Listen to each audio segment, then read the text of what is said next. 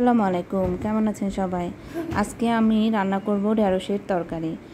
এটা ছিল কাঁচা আম দিয়ে ঢেঁড়সের তরকারি, একটা অন্যরকম রেসিপি। এই যে দেখতে পাচ্ছেন, প্রথমে আমি পেঁয়াজগুলোকে তেলে ভালো করে ভেজে নিচ্ছি। এতে করে তরকারিটা অনেকটা মজা লাগবে খেতে। এরপরে দিয়ে দিলাম রসুন বাটা, দিয়ে দিলাম সামান্য পরিমাণে আদা বাটা, দিয়ে দিলাম স্বাদমতো লবণ, দিয়ে দিলাম হলুদের গুঁড়া, দিয়ে দিলাম ধনিয়ার গুঁড়া, সামান্য পরিমাণে জিরার গুঁড়া, আপনার চাইলে নাও দিতে পারেন, আর দিয়ে দিলাম স্বাদমতো লাল মরিচের গুঁড়া। এখন এই মশলাগুলোকে আমরা কিছুক্ষণের জন্য কষিয়ে নিব, আর সামান্য পরিমাণে পানি দিয়ে দেব। এতে করে যে রসুন এবং আদার কাঁচা ভাবটা আছে তা থাকবে না। আমার মশলা কষানো হয়ে গিয়েছে। এখন আমি দিয়ে দিলাম আলুগুলা, দিয়ে দিলাম আলুগুলোকে আমি সুন্দর করে কেটে ধুয়ে নিয়েছি। আর এই তো এখানে ঢেঁড়সগুলোকে আমি ধুয়ে তারপরে সুন্দর করে এভাবে লম্বা করে কেটে নিয়েছি। এই তরকারিটা আমার ভীষণ একটা প্রিয়, আর আমি ঢেঁড়সটাকে এভাবে রান্না করে খেতে খুব পছন্দ আমার।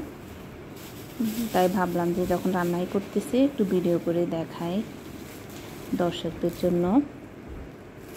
এই যে দেখতে পাচ্ছেন, এখন ভালো করে নাড়াচাড়া করে মিশিয়ে নিলাম। আর এই যে এখানে রুই মাছ আমি আগে একটু সামান্য পরিমাণে মশলা দিয়ে আমি এটাকে ভেজে নিয়েছি। এখন আমি মাছগুলোকে দিয়ে দেব। একটু ভেঙে গিয়েছে, তাতে কোনো সমস্যা নেই। এখন আমি তরকারিটা সম্পূর্ণ সিদ্ধ হওয়ার জন্য পরিমাণ মতো পানি দিয়ে দিয়েছি।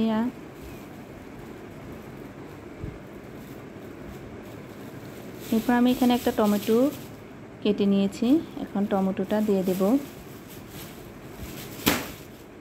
আপনারা চাইলে নাও দিতে পারেন, আর দিলেও ক্ষতি নেই, এই তরকারির স্বাদটা বেড়ে যাবে। এরপর একটু কাঁচা আম ছিল, কাঁচা আমটাকে আমি দিয়ে দিলাম।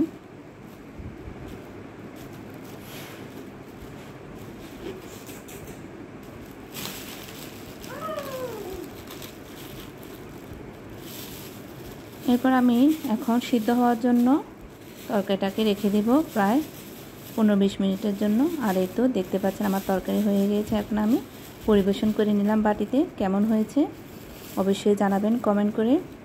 আর এতক্ষণ আমার এই ভিডিও দেখার জন্য সকলকে অনেক ধন্যবাদ। আশা করি আপনারা বাসায় এরকম ঢেঁড়স দিয়ে তরকারি বানিয়ে খাবেন। আজ এই পর্যন্তই।